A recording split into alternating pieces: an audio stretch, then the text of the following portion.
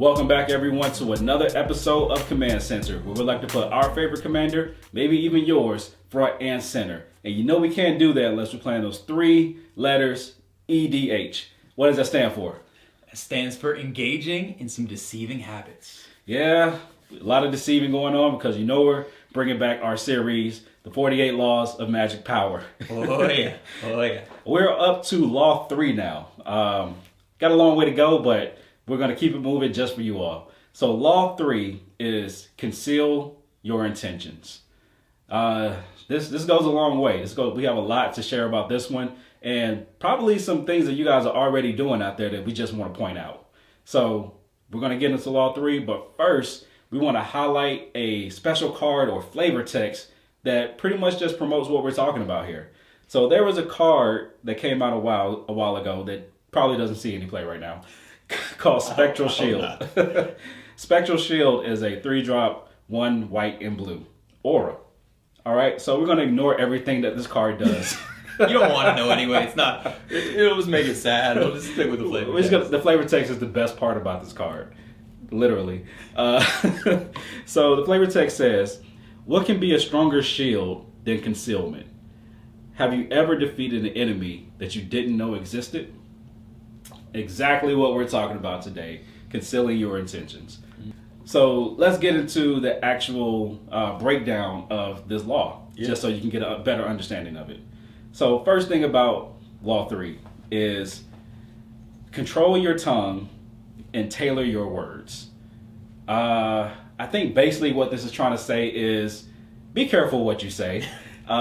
Be mindful of what you say. Try not to give out too much information of your strategy, what it is you're trying to do. Yeah. And, conceal what it is, conceal your intentions. Basically, like, that's the basics of it.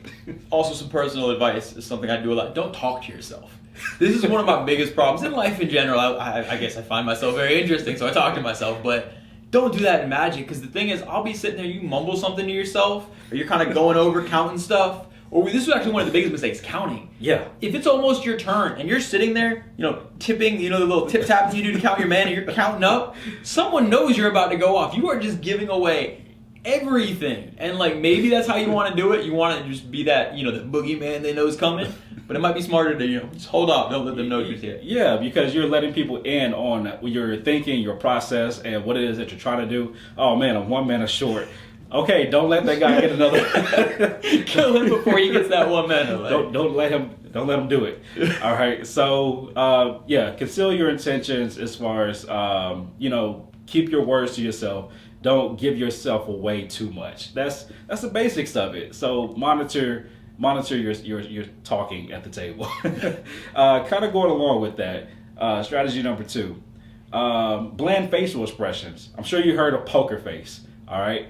This kind of goes along with that. A lot of people do not have a poker face when it comes to playing Magic the Gathering, especially EDH. Elaborate.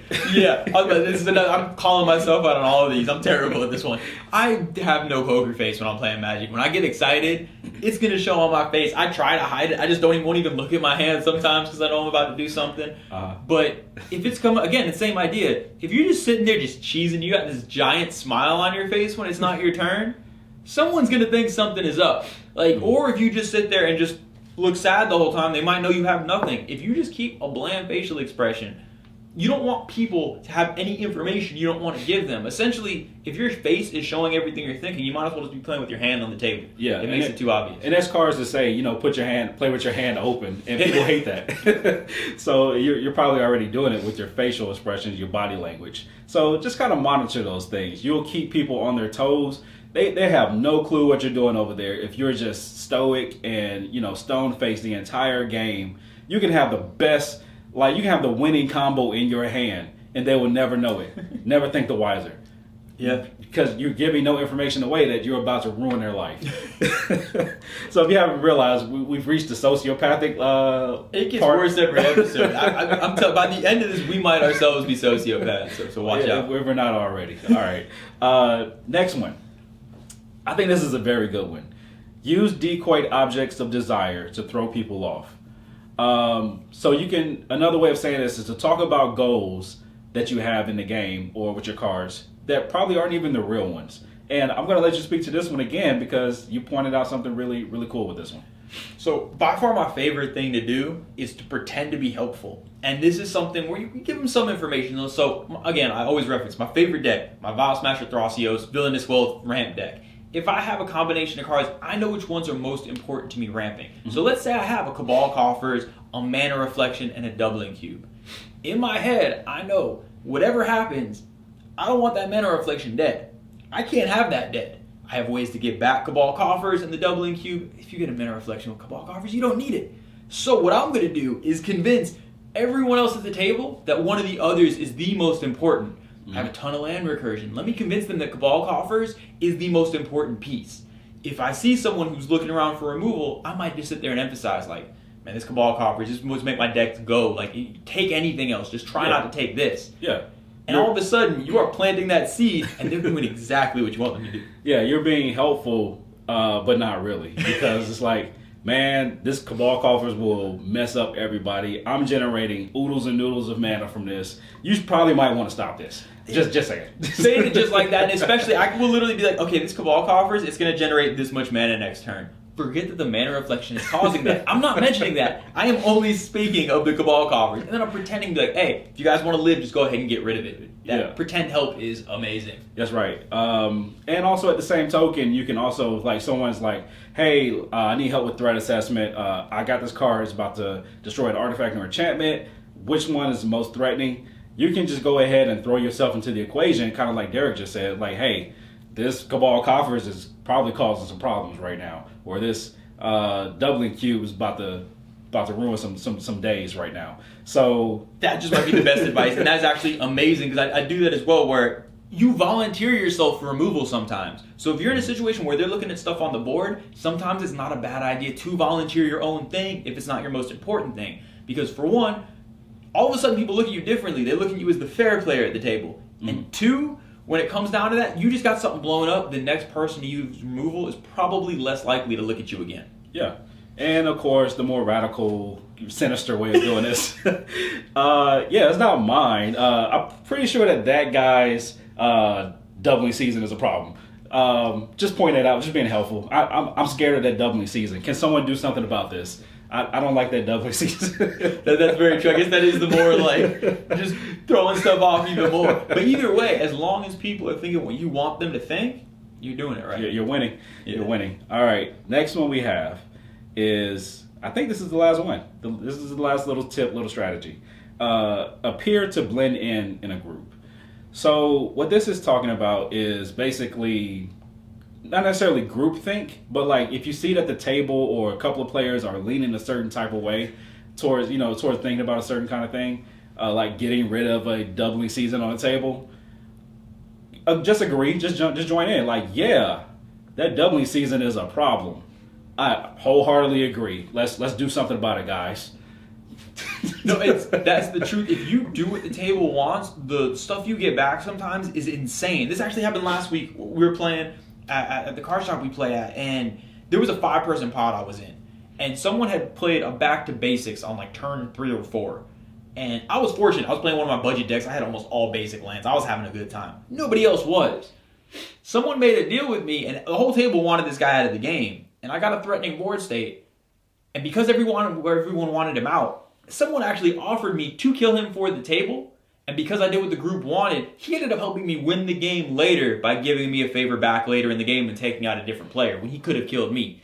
Wow. And what you get back for doing what the group wants sometimes, especially with cards like that just ruin the fun for some people, at that point, people might just give you wins because you help them have more fun. And that's invaluable. Yeah, so keep an eye on what other people are saying, see where their minds are leaning towards, see what's threatening to them, and just blend in and say, hey, I agree. Maybe this is an issue. We should take care of it.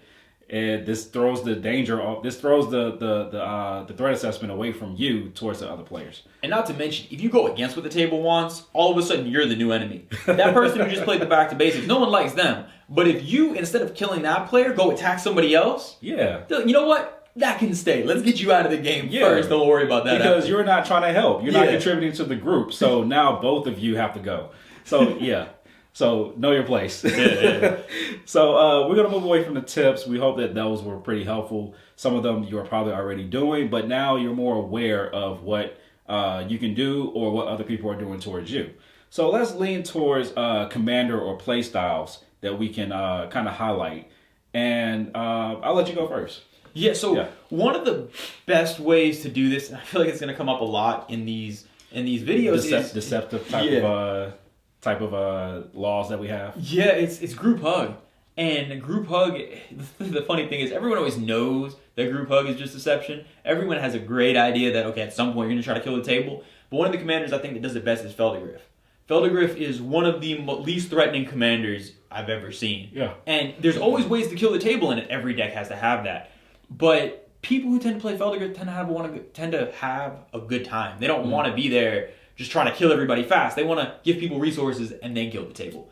And the thing with Feldergriff is you can literally just give out resources to people. You can give out the little hippo tokens or however you want to do it, and then use all the stuff you've done for them to kill them in the end. But the thing is, as long as they're not looking at you as a threat during the course of the game, you're able to sit back, and if someone gives you, aggression, throw them some tokens. Throw them, maybe you got some ramp cards, or throw them some lands. Do something to kind of just be like, look, I'm a friend, before just coming around and killing everybody. Right. So one that I want to highlight is Hadoken. He plays a deck. He plays a Numot, the Devastator deck, and have whatever conceptions you will about Numot. The first thing that you say when you see Numot is, "Oh, we're doing land destruction today." The 6-drop dragon that pay 2 in a red, blow up 2 target lands. That's pretty threatening, and people are going to pay a lot of attention to that. What a lot of people don't know first time playing Ken's Numot deck, I'm pretty sure he's cool with me saying this because we've done a whole deck tech and highlight of his deck in earlier episodes of this channel. But it's actually a token deck, and he's going to kill you with an army of tokens in his Numot the Devastator deck, the land destroying dragon. Because no one sees it coming. And I love the way that he plays his deck because he's doing everything that we've mentioned in this law. And I don't know if he realizes it or not, but he does it like to a T. Like he'll draw a few cards and have no indication of what he just drew. Is it good? Is it bad? Is it going to be helpful? Doesn't matter. I have a bunch of land on the table. I'm ramping over here and just passing the turn.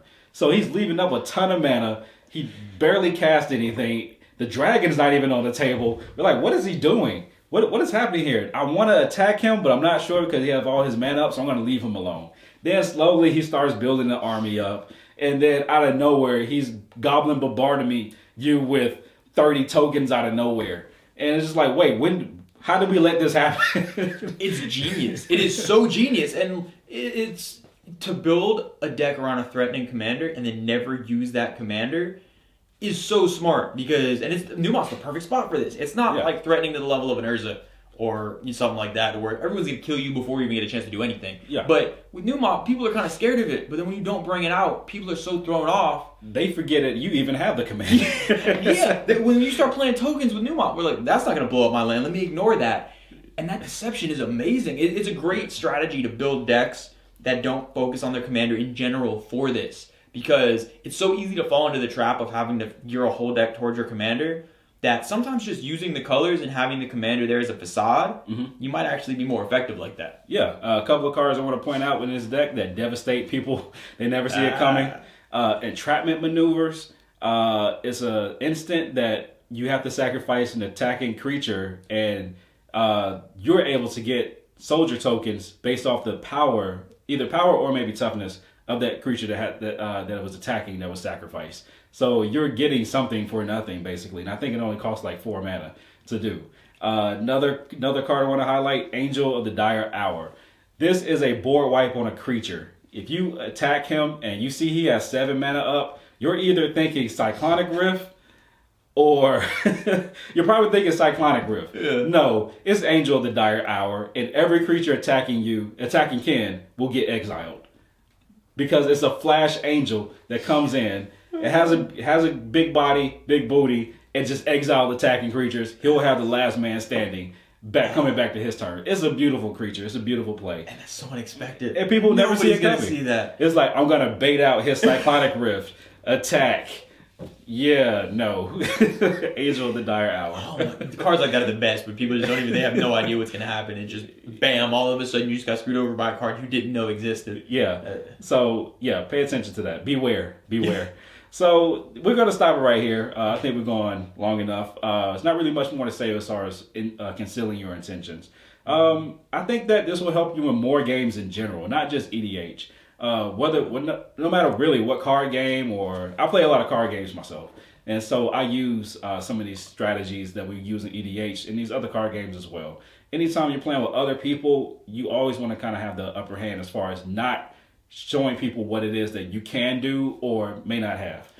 Along those same lines, before we do end it, there's something that I think is a great thing to throw in general to your Magic games that's less sociopathic that fits this. Mm-hmm. And that is when you start, it's really easy to sit down at a table and start talking about all the damage your deck has done. It's really easy to be like, oh, I killed somebody on turn 3 with this one time. This deck hasn't lost in 6 months. One time, someone just burst into flames from looking at my commander. Like, don't do that. Talk about the fun times your deck have had, and it's going to change it. A great quick example, I know we're way over time here, but in my Sidisi deck, one of my favorite things to talk about, and there's a deck tech on the channel, so if you haven't watched it, go check it out. But one of my favorite things to talk about is how many times I've milled myself and lost with this deck and how ridiculous that is. I'm not going to talk about when I crater hoofed on turn 6 and murdered everyone. I don't want people to know that. I'm going to talk about the other 4 times that I decked myself and I lost. And all of a sudden, people will be like, oh, he's trying to have fun. Maybe we shouldn't worry about him. So sometimes being a little bit braggadocious about the power of your deck, kind of lean on those fun, silly times to give people a better idea. Because it eases people into the game, and they also may want to see it happen. Yeah. Like, I want to see how much you can mill yourself. Oh, wait, is that a living end? You didn't say that was in there. I got a Mirror Mad Phantasm. I think that's led to me losing more games than opponents, but it's fun. Or living death. I got you. So, if you like what we're doing here, please go ahead, like and subscribe. Please tell people about us, share our content. Let us know how you're liking the series so far. Let us know if you do some of these. If you conceal your intentions or do some stuff from the other Law 1 and Law 2, let us know in the comments. Also, consider becoming a patron of ours. We have a lot of good things to offer, even at just the $1 level. So be sure to check that out. Link is below in the description. But until next time, with another Law of Power in our sociopathic ways, peace.